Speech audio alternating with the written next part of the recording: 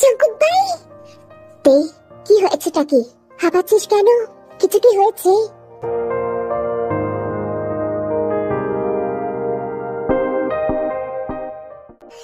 তুমি এই সময় এখানে? তোমার না এখন অফিসে থাকার কথা ছিল?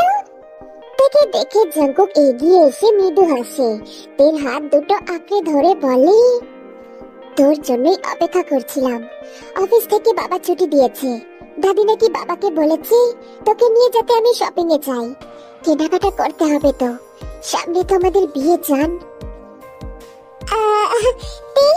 তোরা তবে চলে যা, আমিও যাই। আসলে আমারও আমার বয়ফ্রেন্ডের সাথে দেখা করতে হবে। আচ্ছা ঠিক আছে ন্যান্সি, সাবধানে যাস। ন্যান্সি বিদায় নিয়ে চলে যায়। জাঙ্কুক বাইকে উঠে তেকে বসতে ইশারা করে।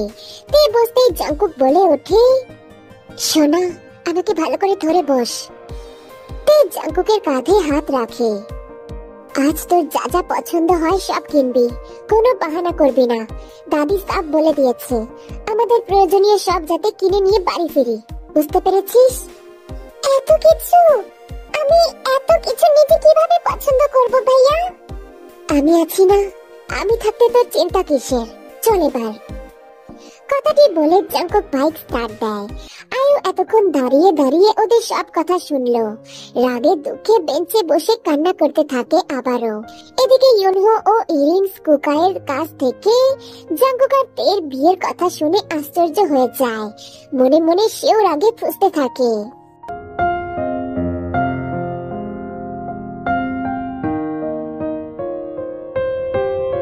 জিমিন বেবি আমার, প্লিজ সোনা রাগ করো না। একটু কথা বলবে না? আমার সাথে তোমার কোনো কথা নাই। তুমিও আগে থেকে সব জানতে, তাই না? কিন্তু আমাকে কিচ্ছু বলনি, আর বলবে না কেন? আমি কি হই তোমার? পরের মেয়ে না আমি কেউ হই না। এভাবে কেন বলছো সোনা? আমি তোমাকে বলতাম সব, কিন্তু তার আগে যে বাবা দাদি এত জলদি বিয়ে ঠিক করে ফেলবে সেটা বুঝতে পারিনি। জিমিন কিছু না বলে বিছানায় মুখ গোমরা করে বসে আছে। সুগা জিমিনের পাশ ঘেঁষে বসে পড়ে। জাঙ্কুক সেই ছোট্ট থেকে থেকে পছন্দ করে, আমি সেটা তার আচরণ দেখেই বুঝতে পারতাম। কিন্তু আমাকে জানানোর প্রয়োজন মনে করলো না। তেও আমাকে কিচ্ছু বললো না। এই নাকি আমি তার আদরের ভাবি। আজও বাড়িতে আসুক, ওর মজা দেখাচ্ছি। আর তোমার ভাই, সে তো আত্মাকে ওপরে। আজ এত দিন হলো বিয়ে করে এ বাড়িতে এসেছি, আমাকে একটিবারের জন্য বুঝতে দেয়নি জাঙ্কুক যে সে তেকে ভালোবাসে। যা হবার তা হয়ে গেছে সোনা। তুমি তো চেয়েছিলে তে যাতে সবসময় হ্যাপি থাকে, তাই তো বুগম ভাইয়ার সাথে তের বিয়ে দিতে চেয়েছিলে। কিন্তু জাঙ্কুকের সাথে বিয়ে হলে আরো ভালো হবে, কারণ তে তখন সর্বক্ষণ তোমার চোখের সামনে থাকবে। সেটা বেশি ভালো নয় কি?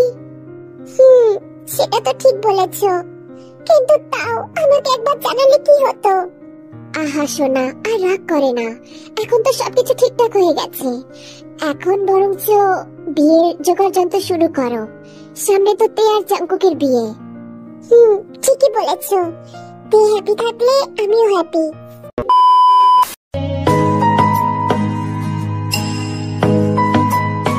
তে এদিকে আয় তো, এই শাড়িটা কেমন বলতো? তুমি দেখো, তোমার পছন্দ হলে নিয়ে নাও। আরে দাঁড়া দাঁড়া, মাত্র তো একটা দেখলাম, আরো কয়েকটা দেখে নেই। তারপর জাঙ্কুক দোকানে যত লাল শাড়ি আছে সব নামাতে বলল। দোকানি জাঙ্কুকের কথা মতো শাড়ি নামায়। একে একে জাঙ্কুক সবগুলো দেখে একটা শাড়ি সিলেক্ট করে। জুয়েলারির দোকানে গিয়ে জাঙ্কুক প্রতিটা জুয়েলারি থেকে পরিয়ে দেখছে কোনটা দেখে বেশি ভালো মানায়। ভাইয়া, এত কিছু লাগবে না আমার, এত কিছু তো আমার পোষায় না। চুপ করতে, আমাকে দেখতে দে। জাঙ্কুক বেছে বেছে তের জন্য জুয়েলারি সিলেক্ট করে। তোমার জন্য কিছু নিলে না জি? তুই পছন্দ করে দে, তাহলেই নেব। আমি? হ্যাঁ তুই। বলতো কোন কালারের পাঞ্জাবিতে আমাকে বেশি মানাবে? কালো, কালো রঙের সব থেকে বেশি সুন্দর লাগে তোমায়। জাঙ্কুক তের কিছুটা কাছে এসে ফিসফিস করে বলল, আচ্ছা তাই নাকি? তো আমাকে এতটা গভীর ভাবে কবে জানা হলো? তে লজ্জায় আড়ষ্ট হয়ে যাচ্ছে। জাঙ্কুক আলতো করে তের কপালে চুমু দিয়ে বলে, চল তোর পছন্দের সব কিনবো আজ, কোনো কিছুতে কমতি রাখবো না। তুই চিয়ং জাঙ্কুকের বউ হবি বলে কথা, কোনো কিছুর অভাব তোকে বুঝতেই দেব না। কথাটি বলে জাঙ্কুক তের দিকে হাত বাড়িয়ে দেয়। তে মুচকি হেসে জাঙ্কুকের হাতটা জড়িয়ে ধরে আর তারা দুজন চলে যায় আরো কেনাকাটি করতে।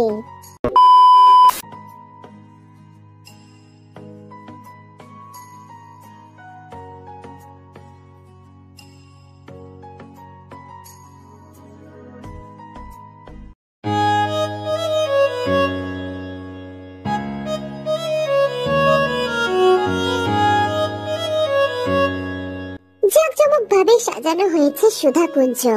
নামজন কোনো রকম কমতি রাখেনি নিজের ছোট ছেলের বিয়েতে।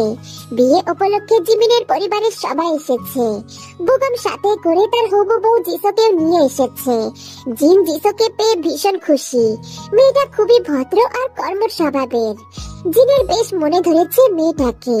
লিসার থেকে জানতে পারে জিমিনের বাচ্চা হওয়ার পরই বুগম আর জিসোর বিয়ে দেওয়ার কথা ভাবছে। জিন, লিসা এমনকি জিসো হাতে হাতে অনেক কাজ করছে। লিসা তো ভীষণ পরিমাণে খুশি, কারণ জিসোর মতন একজন নম্র ভদ্র মেয়েকে তার বৌমা বানাতে পারবে। কি রে, নার্ভাস লাগছে? একটু। তোর কথা শুনে বিছানায় বসে আপেল খেতে থাকা জিমিন বলে ওঠে, আরে ব্যাপার না তে, বিয়ের আসরে যাবি, কবুল বলবি, শেষ বিয়ে। ভাবি, তুমি তো কত সহজে বলে দিলে। আমার মনের মধ্যে যে কি হচ্ছে সেটা কিভাবে তোমাকে বোঝাবো? এখন এসব বলে লাভ নেই, বিয়ে তো একদিন করতেই হতো, তাই না? আয়নায় একবার নিজেকে দেখতে, আজ জাঙ্কুক ভাইয়া তোকে এভাবে দেখে পাগলই হয়ে যাবে। লজ্জায় তে চোখ বন্ধ করে ফেলে। কিভাবে যাবে সে জাঙ্কুকের সামনে? জিন এসে তাদেরকে তাড়া দিয়ে গেছে। জলদি তেকে নিয়ে নিচে আসতে বলেছে। জিমিন তার ফোলা পেট ধরে বিছানা থেকে উঠে দাঁড়ায়। ন্যান্সিও এগিয়ে আসে। তারপর তেকে নিয়ে বিয়ের আসরে পা বাড়ায়।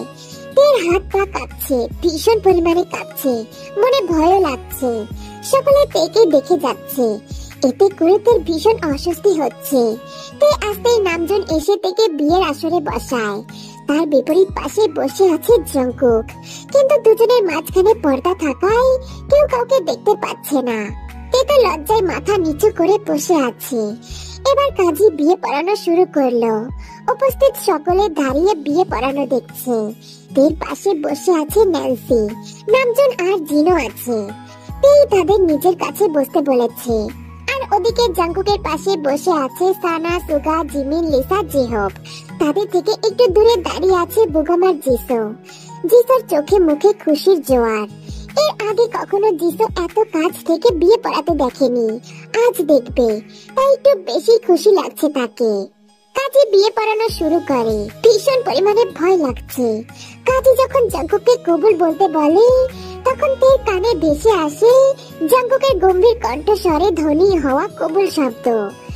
তের ভিতরটা অজানা অনুভূতিতে ভরে যায়। জাঙ্কুক 3 কবুল বলার পর কাজী এবার তের দিকে তাকায়। তারপর তেকে কবুল বলতে বলল। তে নামজন আর জিনের হাত শক্ত করে চেপে ধরে অনেকটা সময় নিয়ে কবুল বলে। তের মুখ থেকে কবুল শোনা মাত্রই জাঙ্কুকের মনের ভেতরটা প্রশান্তিতে ভরে যায়। মুখে ফুটে ওঠে বিজয়ের হাসি। এদিকে বুগম তের মুখ থেকে কবুল শুনে নিজের চোখ দুটো বন্ধ করে পাশে দাঁড়িয়ে থাকা জিসোর হাতটা শক্ত করে জড়িয়ে ধরে। মনের ভেতর কেমন যেন অসহ্য অনুভূতি হচ্ছে। 3 কবুল বলার পর সকলেই একসাথে আলহামদুলিল্লাহ বলে ওঠে। তারপর দুজনের মাঝখান থেকে পর্দা সরিয়ে দেওয়া হয়। দুজনে দুজনকে পাশাপাশি বসে দেখে ভীষণ পরিমাণে খুশি হয়ে যায়। কেউ লজ্জায় জাঙ্কুকের দিকে তাকাতে পারছে না। তারপর দুজনকে আয়নায় মুখ দেখানো হয়। তে ধীরে ধীরে চোখ তুলে আয়নায় তাকায়। দেখে জাঙ্কুক গভীর দৃষ্টিতে আয়নার মাধ্যমে তার দিকে তাকিয়ে আছে। জাঙ্কুকের এই গভীর দৃষ্টি, এসব দেখে তার শরীরটা কেঁপে ওঠে।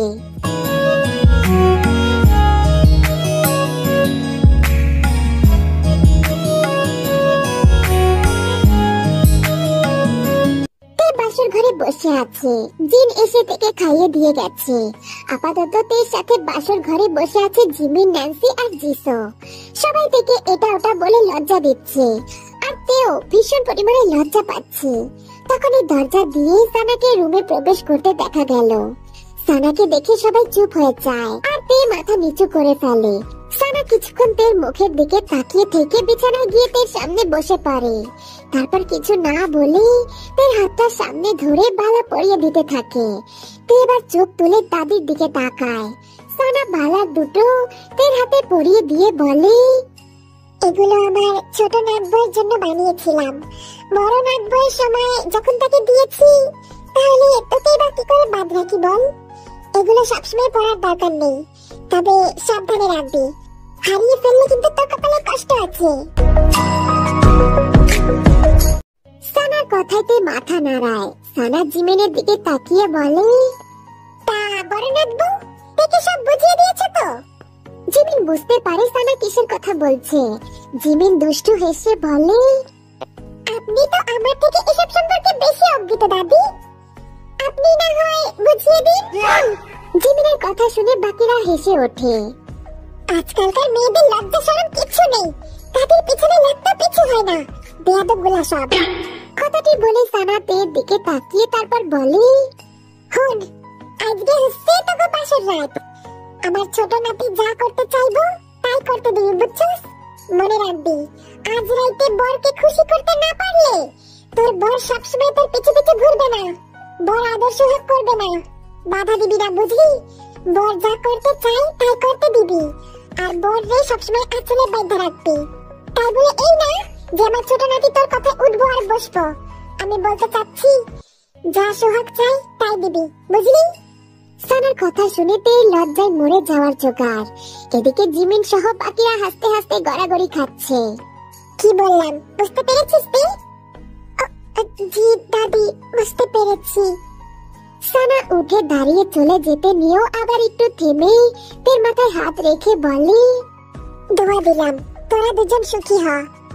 বলেই সানা চলে যায়। তাদের কথা শুনে তের মুখে হাসি ফুটে ওঠে। জিমিনরা আরো কিছুক্ষণ গল্প করে তারপর চলে যায়। তে এখন একা বসে আছে। জাঙ্কুক এখনো আসেনি। কিছুক্ষণ পর দরজা খোলার আওয়াজ হয়। তে মাথা তুলে তাকিয়ে দেখে জাঙ্কুক এসেছে। দরজাটা বন্ধ করে জাঙ্কুক তের দিকে এগিয়ে যায়। জাঙ্কুক বিছানায় এসে বসে। তের মুখের দিকে এক পলক তাকায়।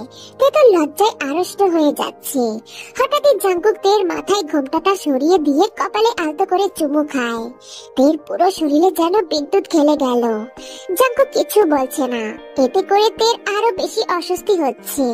কি করবে বুঝতে পারছে না। তখনই মনে পড়লো বাসার রাতে বরকে সালাম করতে হয়। তে ধীরে ধীরে বিছানা থেকে নেমে দাঁড়ালো। জাঙ্কুক চুপচাপ শুধু তেকে দেখছে। হঠাৎই তে ঝুঁকে জাঙ্কুকের পায়ে হাত দিয়ে সালাম করে। এমন কিছু হবে জাঙ্কুক প্রত্যাশা করেনি। চমকে নিজের পা সরিয়ে নেয়। তেকে কিছু বলতে যাবে তার আগে তে জাঙ্কুকের মুখের সামনে ধরে। এসব কেন?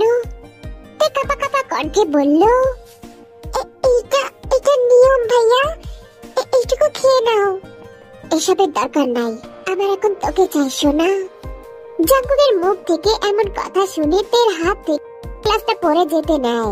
তে কোনো মতে গ্লাসটা ধরে বলে, না, আগে এটা খেয়ে নাও, এটা খেতে হয়, দাদি বলেছে এটা নিয়ম। কি ব্যাপার, এরকম তোতলাচ্ছিস কেন? আমি কি বাঘ না ভাল্লুক যে আমাকে দেখে ভয় পেতে হবে? কই না তো, আমি কখন ভয় পেলাম? আচ্ছা তাই নাকি? তাহলে আমার দিকে মুখ তুলে তাকা দেখি। তে তাকাতে পারে না। জাঙ্কুক তো জানে তে ভীষণ লজ্জা পাচ্ছে। তার জন্য ইচ্ছা করে বলল এই কথাটা। তে তাকাচ্ছে না দেখে জাঙ্কুক আবার বলে, বুঝতে পারলাম তুই লজ্জা পাচ্ছিস তাই তো? না, লজ্জা পাচ্ছি না। তাহলে আমার দিকে তাকাতে সমস্যা কিসের? এমন তো না যে তুই আমাকে ফার্স্ট টাইম দেখছিস। আমাকে দেখে দেখে তো অভ্যস্ত। এমনকি আমার পোড়া ঠোঁটের চুমু অনেকবার খেয়েছিস। তাহলে লজ্জা পাচ্ছিস কেন? তে যেন এবার আরো লজ্জা পায়। মাথা নিচু করে দাঁড়িয়ে থাকে। জাঙ্কুকের মুখটা তুলে বলে, সোনা, তোকে এই শাড়িতে ভীষণ মানিয়েছে। আমার দেওয়া শাড়িটা পরেছিস, এতে যেন তোর সৌন্দর্য আরো ফুটে উঠেছে। ভীষণ সুন্দর লাগছে তোকে দেখতে।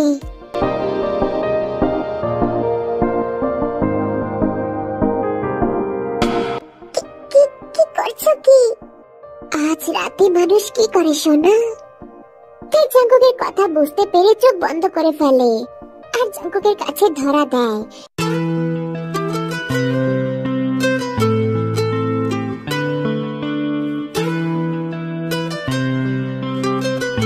এত লজ্জা পেলে হবে সোনা? এত লজ্জা কোথা থেকে আসে তোর? জাঙ্কুক হঠাৎই তের হাতের চুড়িগুলো লক্ষ্য করলো। জাঙ্কুকের চোখে মুখে খুশি ফুটে উঠলো। জাঙ্কুক তের চুড়িতে হাত দিয়ে বলল, বিয়ে তো হয়ে গেছে তোর, এগুলো কখনোই যেন খোলা না হয়। আর যদি খোলা হয় তাহলে জানিস তোর জাঙ্কুক ভাই তো কি করবে? তে চোখ বন্ধ করে মাথা নাড়িয়ে হ্যাঁ জানায়, মানে তার খোলার সাহস নেই। তে অনুভব করে জাঙ্কুক তার ঠোঁট দখল করে ফেলেছে।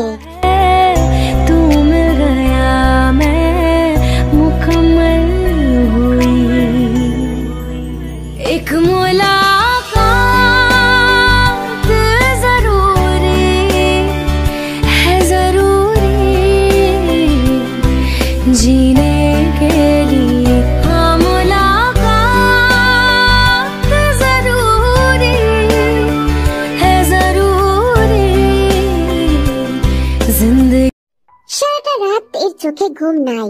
একেই তো তার শরীর ভীষণ পরিমাণে অসুস্থ, তারপর সারা রাত কাল জাঙ্কুক তাকে ঘুমাতে দেয় নাই। সারা রাত তার ওপর ট্রাক্টর চালিয়েছে।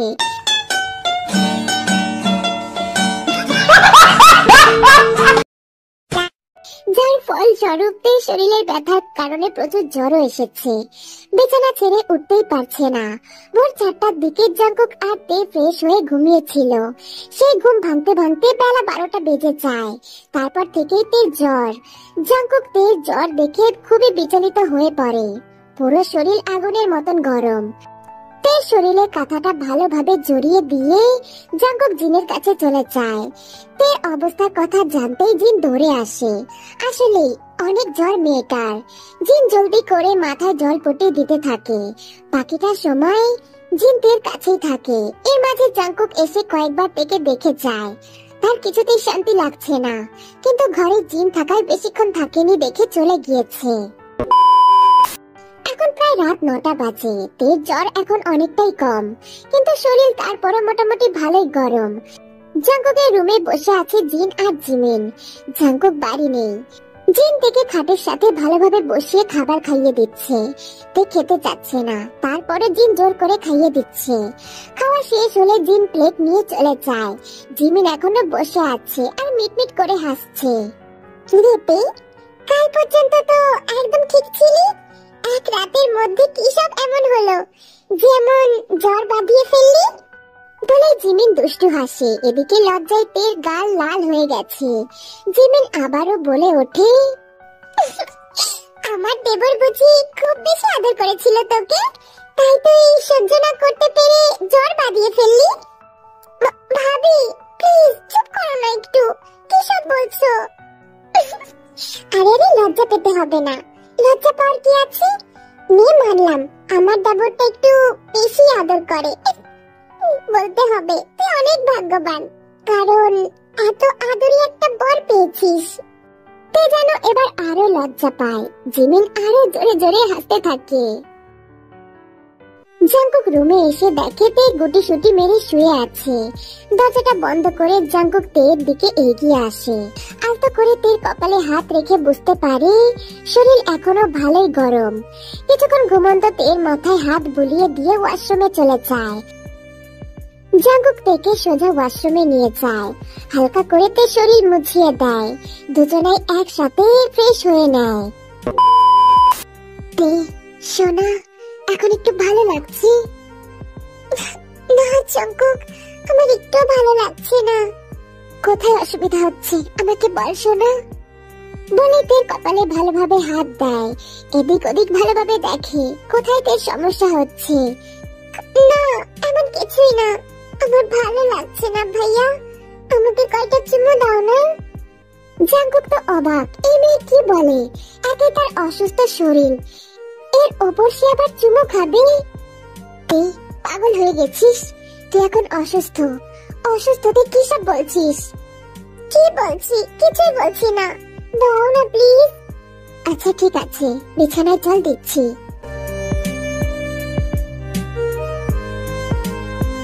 touch it, bring it, pay it, watch it, turn it, leave it, stop, format it, touch it, bring it, pay it, watch it, Hey, let me take their ass back to the club real quick. touch it, bring it, pay it, watch it, turn it, leave it, stop, format it, touch it. জান, হয়েছে, অনেক হয়েছে, এখন ছাড় আমায়। তোর শরীর অসুস্থ, আগে সুস্থ হোক তারপর। জাঙ্কুক কথাটি বলতেই তে এবার দিতে শুরু করে। জাঙ্কুক দাঁতে দাঁত চেপে সহ্য করছে। তে অনবরত জাঙ্কুককে জাঙ্কুক এবার সহ্য করতে পারছে না, তার সহ্যের সীমা অতিক্রম করে ফেলেছে তে। প্লিজ জন, এসব করিস না, তোকে ভালো মতন মনে করছি, পরে কিন্তু পস্তাতে হবে। জাঙ্কুক, আমি তো ওটাই চাই, প্লিজ না জাঙ্কুক, একটা বার। না সোনা, তুই অসুস্থ। না, আমি কোনো অসুস্থ না, আমি ভালো আছি। প্লিজ জাঙ্কুক, আমার মনের কথা পূরণ করবে না তুমি? পাগল হয়েছিস? তোর এখনো জ্বর আছে, শরীর অসুস্থ, এখনো কাঁপছিস, এসব বাদ দে, ঘুমা এখন। না, আমি ঘুমাবো না, তোমাকে বললাম না, আমি যা চাইছি তাই আমাকে দাও, তাহলে আমি ঘুমাবো না। জান, এমন ভাবে সিরিয়াস করার মানে কি? আচ্ছা ঠিক আছে, তোর যখন এতই শখ, ঠিক আছে, তোর কথা মতো সব হবে।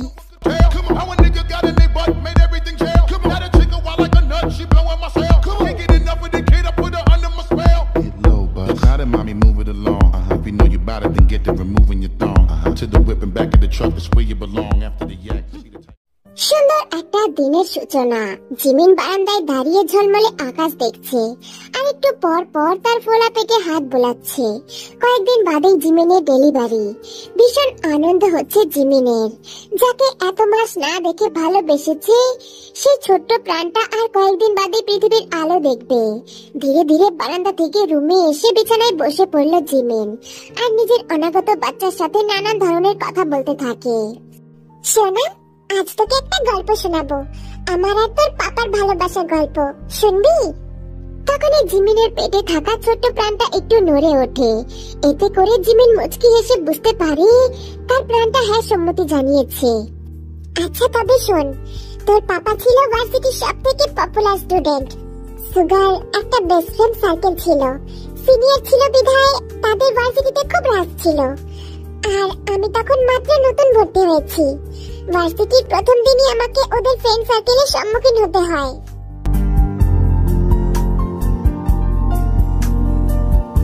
আপনাদের লজ্জা করে না সিনিয়র হয়ে জুনিয়রদের সাথে এমন ব্যবহার করতে?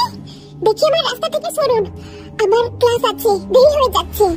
প্রিন্সিপাল যদি জানে আপনারা আমাকে তাহলে নিশ্চয়ই সেটা আপনাদের জন্য ভালো হবে না। আমাকে যেতে দিন, রাস্তা ছাড়ুন। জিমিনের কথা শুনে রোজ, ইয়েজি, সুকি আর ফিলিক্স একসঙ্গে হেসে ওঠে। প্রিন্সিপালের ভয় দেখাচ্ছে আমাদের? তোমার ওই প্রিন্সিপাল, ওনাকে আমরা ভয় পাই না, ওনাকে আমরা পকেটে নিয়ে ঘুরি, বুঝতে পেরেছো মেয়ে? তাই যা বলছি চুপচাপ তাই করো। অসম্ভব, কখনোই করবো না। এই মেয়ে তো দেখছি বড্ড বেশি কথা বলে। এই মেয়ে, তুমি জানো আমাদের কথায় পুরো ভার্সিটি ওঠে আর বসে, আর তুমি আমাদেরকে মানা করছো? তো আমি কি করব? আমার তাতে কিছু করার নেই। ইয়েজি রেগে মেগে জিমিনের কাছে এগিয়ে আসতে নিলে সুকি বাধা দেয়। এই মেয়েকে একজনই সহায়তা করতে পারবে, তারপর শুধু সুগাকে আসতে দে। এত সহজে তোমায় ছাড়ছি না মেয়ে, যাও আগে যে কাজটা দিয়েছি সেটা করো।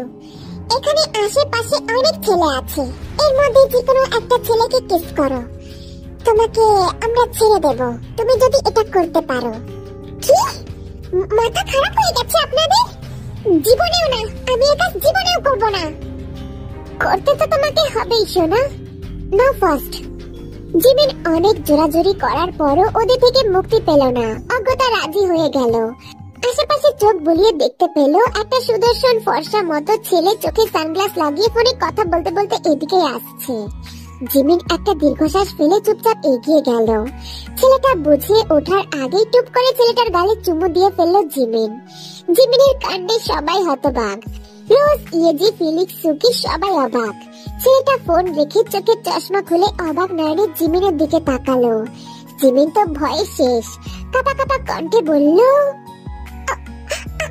আমার কোনো দোষ নেই, ওরা আমাকে জোর করেছে এমনটা করতে, আর আমি যদি না করতাম তাহলে ওরা আমাকে ছাড়তো না। I sorry. ছেলেটা এবার দূরে দাঁড়িয়ে থাকা রোজদের দিকে তাকায়, তারপর আবার জিমিনের দিকে তাকায়। First year? নাম কি? জিমিন। সুগা কিছুক্ষণ জিমিনকে গভীর দৃষ্টিতে পরখ করে রোজের দিকে এগিয়ে আসে। তো তোরা বলেছিস ওকে এমনটা করতে? ইয়ে মানে সুগা ভাই, হ্যাঁ, কিন্তু কে জানতো মেয়েটা তোকে কিস করে বসবে? আর কি কিছু ছিল না? কিস করতেই বলতে হলো তোদের?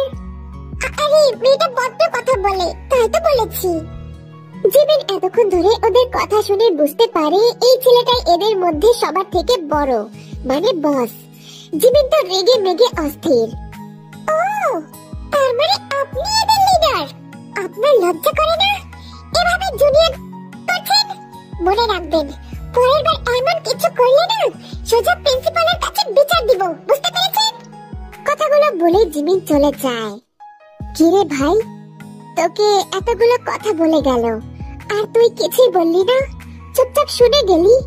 তুই তো এমন চুপচাপ শুনে যাওয়ার ছেলে নয়। কি হলো ভাই, মনে কি অন্য কিছু সাড়া দিল?